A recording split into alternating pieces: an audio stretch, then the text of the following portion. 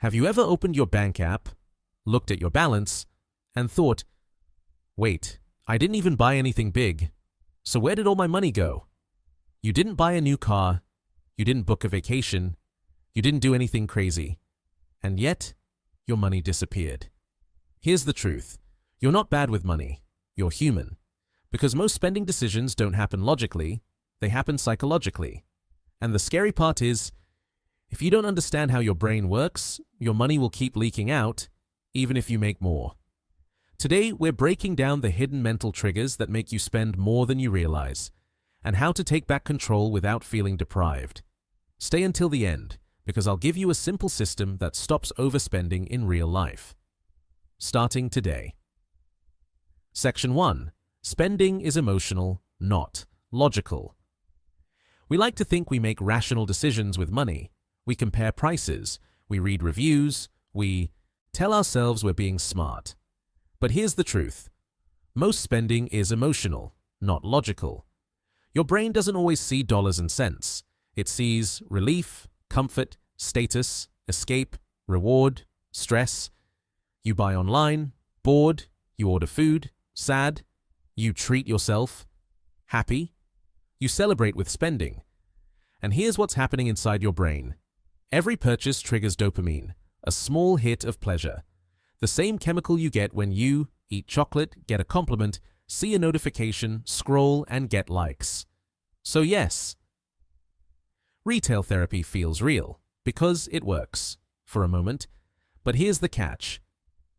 The dopamine fades fast. That item ends up in a drawer or forgotten in a week. The pleasure disappears. But the money is gone forever. And marketers know this. That's why they design spending environments to trigger emotions. Bright colors, countdown timers, limited time only, notifications, only 3 left. Because the goal isn't to help you, it's to make you buy before your logic wakes up.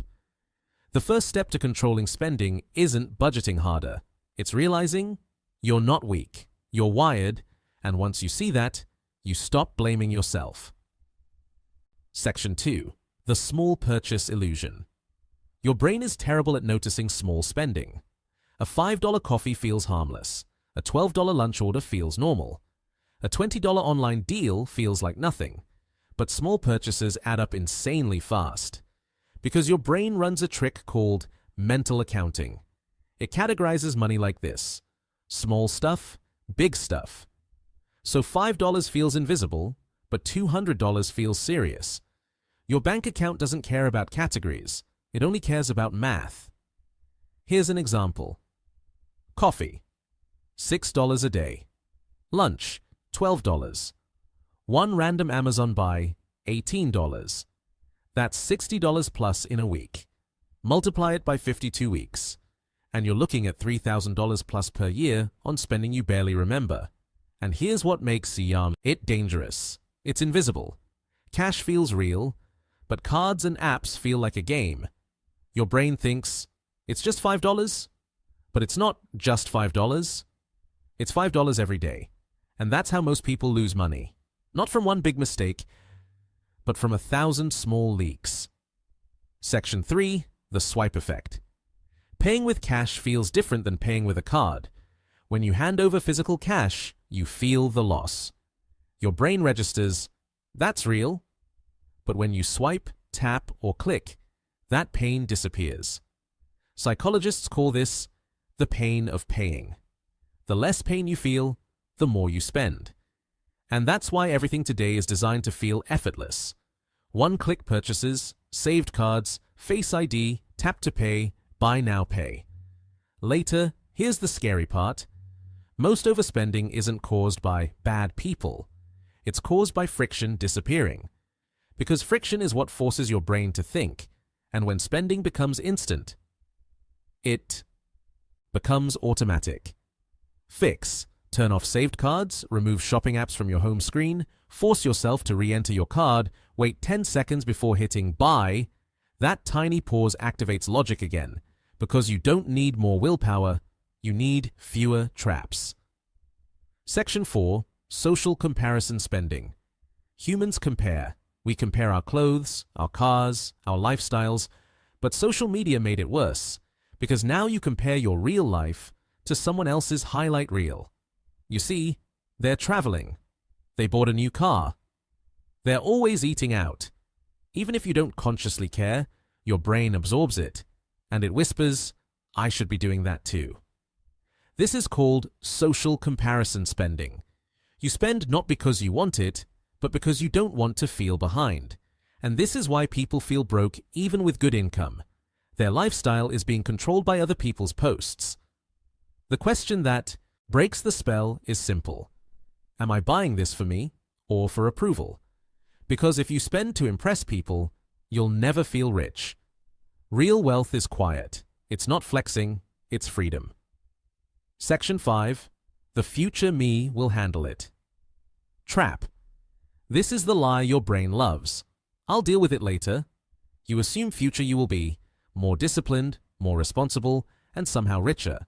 So you borrow from the future, credit cards, loans, buy now, pay later, present you enjoys it, future you pays for it.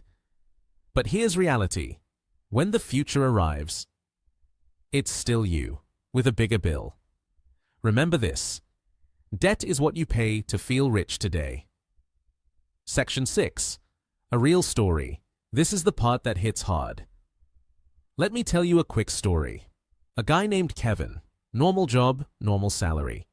He wasn't broke, but he always felt broke. Every month, same situation.